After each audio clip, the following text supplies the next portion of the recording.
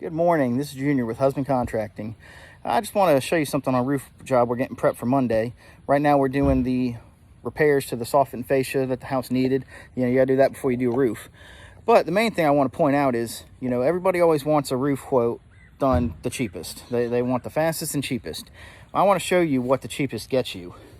All right, if you'll notice on this roof, it seems like a decent roof install. But if you come up here, look at that. This soffit is completely rotted.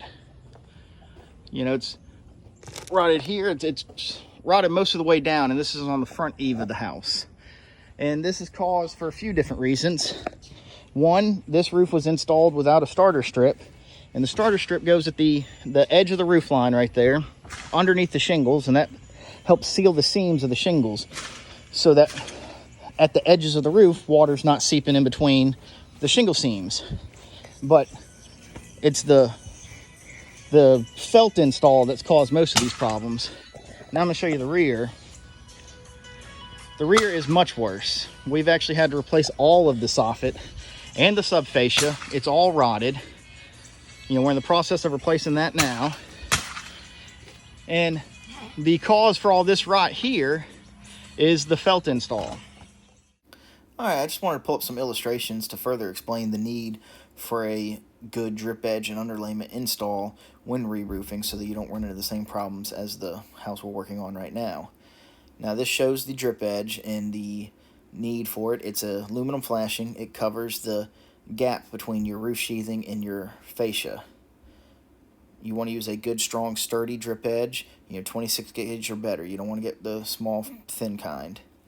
The next slide shows you the underlayment and how you want to have your underlayment on top of your drip edge, and that is so that any water that happens to get underneath a shingle is always riding on top of that underlayment and off of the roof line and not going underneath your drip edge and rotting out your fascia and soffit like the house we're working on. And while we're talking about underlayment, another great upgrade is the newer synthetic underlayment. It has virtually made tar paper obsolete. It's like having a whole extra tarp built right into your roof underneath your shingles.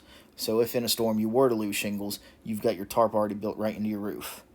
It's much better than the tar paper. Very highly recommended upgrade.